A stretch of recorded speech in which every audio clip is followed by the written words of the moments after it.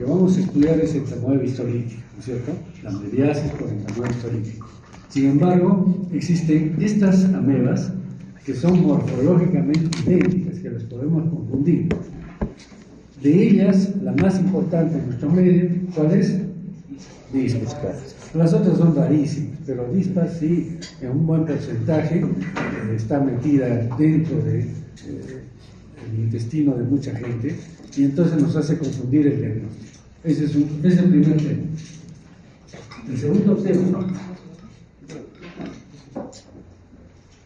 es esto, que en el diagnóstico parasitológico se puede confundir la entamoeba histolítica con otras, que ya son diferentes morfológicamente, que un ojo experto no lo va a confundir, pero si es un técnico de laboratorio que no está bien preparado, sí puede confundir. Y estas son Iodamoeba husli, Endolimas nana, Entamoeba harmani, Chilomastis misnivi. Estas son las principales, ¿no? Aquí falta Entamoeba coli, ¿no es cierto? Entamoeba coli también, que la vemos después en forma separada. Ahora, otro detalle. Puede ser que un paciente tenga entamoeba histolítica, que tenga entamoeba coli, que tenga entamoeba husli, puede tener todo. O sea, no es que una excluya a la otra. Entonces, en un resultado, uno puede encontrar que tiene pues diferentes, que se llaman amebas en el intestino. Bien. Entonces hemos visto que el ciclo lo hemos visto, y esto ya no vamos a repetir, esto lo hemos visto en la clase anterior. Y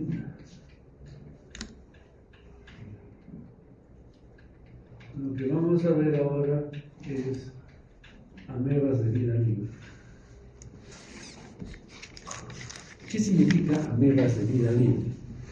Supongo que han leído en el periódico, han escuchado noticias, amebas comestibles, ¿cierto? Estas son amebas de vida libre, que pueden estar en diferentes localizaciones, pero que viven en el ambiente, por eso dicen amebas de vida libre, están en el ambiente. Por ejemplo, digamos que te traen un ramo de flores por tu cumpleaños, ¿no es cierto? Los dejas ahí, no quieres desprenderte de las flores una semana. Si tomas con una pipeta de fondo, vas a encontrar amebas de vida libre. O sea que están en el ambiente. No estamos exentos de estar en contacto con estas amebas. ¿Ya? Entonces, en algún momento nos podemos infectar en condiciones algunas especiales. Sobre todo, esto se popularizó en los pacientes inmunodeprimidos. En otros no, puede ser en una persona sana. Pero las que han dado más importancia a estas amebas, porque antes no se le daba mucha importancia, es los pacientes con SIDA, que empiezan a hacer una meningoencefalitis y no sabe por qué, y es una ameba de vida libre. Entonces tenemos varias amebas, como por ejemplo Balamutia mantillaris, que produce una amebiasis cutánea y puede dar una meningoencefalitis granulomatosa.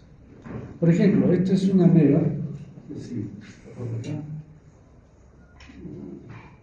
quizás empecemos por estudiar que un poco de la historia de estas amebas. No podemos hablar de historia si no sabemos quiénes son. Bueno, rápidamente. Primero, entonces, amebas como Balamutia, el género Balamutia, hay varias especies. Aquí hemos puesto una especie, mantillaris, pero hay muchas. Entonces, estas producen amebiasis cutánea. Por ejemplo, hay varios casos de pacientes que entraron a un río, a una acequia, se bañan y el agua les llega acá. Se sale y después de unos días aparecen unas lesiones así, justamente hasta donde llegaba el agua. Unas lesiones tipo úlceras que al final el diagnóstico es una amebiasis, ¿no? ¿Qué otra cosa se encuentra en los pacientes? Que muchas veces ellos son inmunodeprimidos.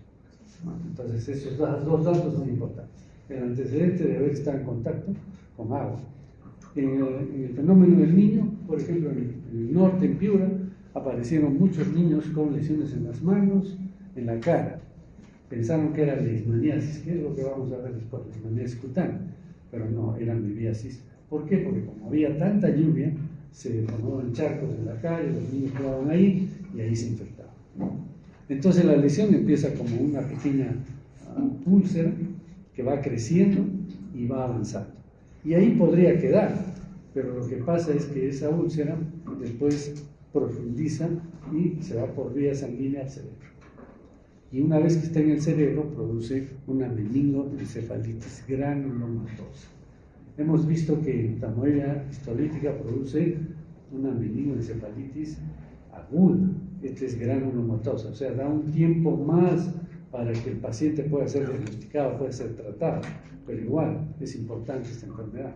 La meningoencefalitis aguda de amebiasis es violenta, rápidamente mata al paciente. Bien, entonces esto es lo que pasa en la meningoencefalitis, en la Balamutia mandrilaris. Hay otra que es Acanthamoeba germanella, germanella. Esta Acanthamoeba también produce amebiasis cutánea, pero se ha visto que fundamentalmente se encuentra produciendo queratitis. Y esto se ha visto cuando la gente comienza a usar lentes de contacto. Los lentes de contacto que un tiempo se pusieron de moda, las chicas venían de cada de ojos azules, verdes, de todo color. Y entonces, ¿qué sucedía? Que en la noche se quitan el lente y lo ponen en un vasito con agua. Al día siguiente, con esa misma mano sucia, recogen el lente y se lo ponen. Y a veces ese vasito donde ponen esto está días. Entonces ahí se crían amebas de vida libre. Entonces cuando la ponen en contacto con la córnea, va a empezar a desarrollar y produce una queratitis, ¿no? Que puede causar lesiones severas en la córnea. Entonces esto también se ha visto en pacientes comunes y corrientes o también en inmunodeprimidos, ¿no? Y también puede, a partir de esa lesión, puede entrar al cerebro y producir una meningoencefalitis granulomatosa también. Pero hay otra, que es Naegleria fowleri. Naegleria fowleri se cría en el agua, ¿no? Está en el agua, por ejemplo en los pozos de agua, en los reservorios, en las acequias. Tuve la oportunidad de ver cuando todavía era estudiante, un paciente que viene de la Fuerza Aérea.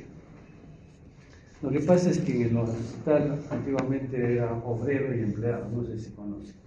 Lo que es el seguro estaba separado, el obrero y el empleado. El obrero es lo que está en la esquina del filtro, lo que ahora es emergencia, todo eso. Y el empleado era por el edificio de 7 pisos, no se juntaron los obreros con los empleados. Después ya lo unieron, pero bueno. Y entonces el obrero hizo un convenio con la Fuerza Aérea, porque la Fuerza Aérea no tenía hospital, no tenía nada. Entonces sus pacientes iban a ver. ¿Y por qué al obrero le dice al empleado? Es que el obrero tenía mejores médicos, ¿no? Eso era así. Y entonces, bueno, una tarde yo estaba para salirme y viene un hospitalizado, viene un paciente en ambulancia con fiebre, convulsiones, y entonces lo hospitalizan. Era un teniente de la Fuerza Aérea. Lo hospitalizan, le hacen los exámenes y todo el examen físico demostraba que era una meningoencefalitis, ¿no? Pensaban que era viral, pero en la noche fallece este teniente. Y al día siguiente le hacen la autopsia y se encuentra esta ameba, Naegleria fowleri. ¿Qué es lo que había pasado con este paciente? Lo que había pasado era que era campeón nacional en natación y lo destacaron en la base de Vítor, y en Vítor no hay piscina, pero había un estanque grande de agua, y él, como buen nadador, dijo: no, yo tengo que seguir entrenando, y comenzaba a entrenar todos los días, hacía su rutina y lógicamente se sumergía también y ahí es que entra la ameba por la fosa nasal. Y entonces empieza a desarrollarse la mucosa, avanza hasta encontrar la lámina cribosa de neumoides y por ahí se mete al cerebro y le produce esta meningoencefalitis aguda, o sea, rapidísimo, ¿no? Lo trajeron ya en la noche muy bien, pero se llama meningoencefalitis aguda primaria. Hemos dicho que se llama la de entamoeba histolítica secundaria, porque esta entra directamente al cerebro, no pasa por el intestino. Bueno, entonces, miren, estos tres casos de amibiasis es diferente. Esta es un poco la historia.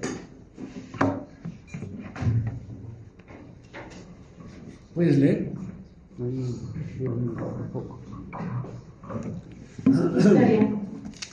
Las amibas de vida libre eran conocidas anteriormente como amibas del suelo, protozoos no patógenos, ubicuos en el suelo y agua, utilizados como modelos por los biólogos celulares.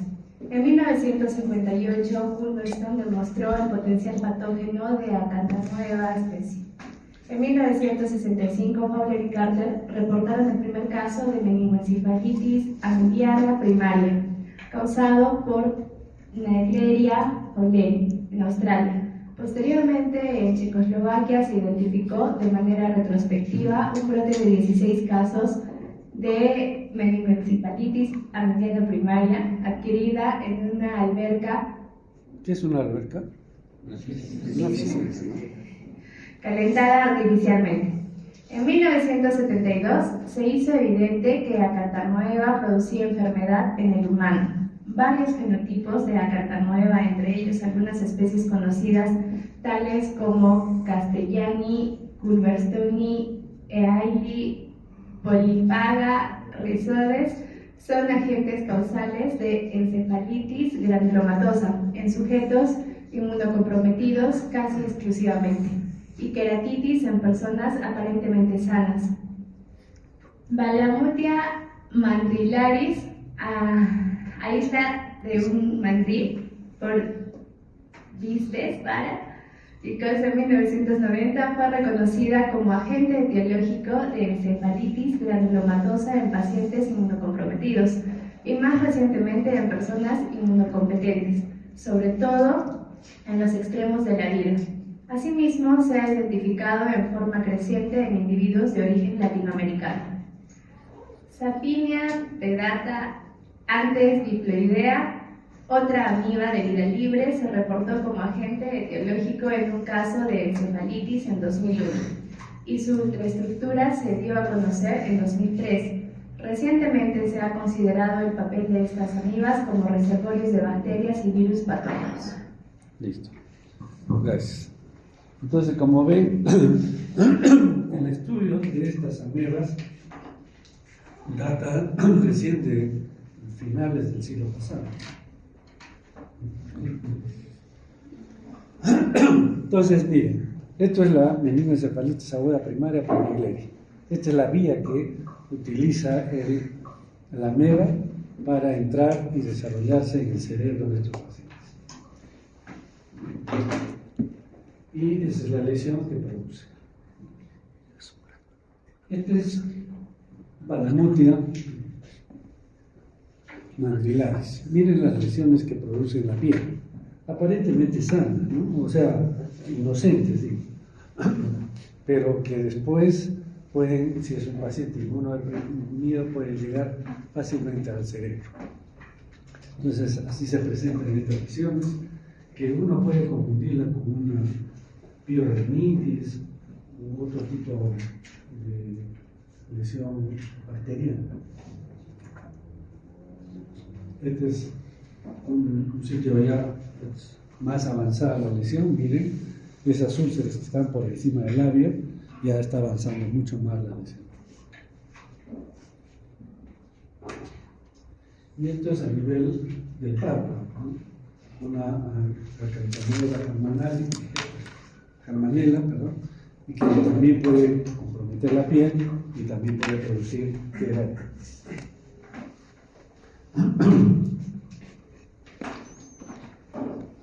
Bien. ¿Qué tenemos que hacer para el tratamiento de estas amebias de vida libre? En primer lugar, hay que hacer la prevención, ¿no es cierto? Siempre la prevención, la profilaxis es necesaria. Nunca introducirse así tan alegremente a ambientes acuáticos que están contaminados. El otro tema es que nunca sumergirse en pozos de agua que no son una piscina tratada. Eso es importante. Uno dice, bueno, sí, en el río quizás más corriente de agua, pero en un pozo, en un lugar donde está almacenada el agua, es sumamente peligroso. Y bueno, y si uno usa lentes de contacto, lavarse bien las manos, lavar bien el lugar donde van a ponerlo en la noche, etc. El tratamiento se puede usar metronidazol parenteral. Se puede usar antimicóticos, pero no son tan efectivos. En todo caso, el metronidazol es la alternativa de todos estos, es lo más indicado. Entonces, metronidazol. Si no hay mejora con el metronidazol, se puede utilizar el anfotericin B. El anfotericin B es muy efectivo. Lo que pasa es que es nefrotóxico. Entonces hay que administrar con mucho cuidado con el estudio de la función renal adecuada, porque puede causar lesiones severas a nivel de riñón. La forma de proteger el riñón es que el paciente reciba una buena cantidad de líquido. O sea, junto con el tratamiento debe recibir una buena hidratación para que el riñón pueda soportar la toxicidad de este medicamento.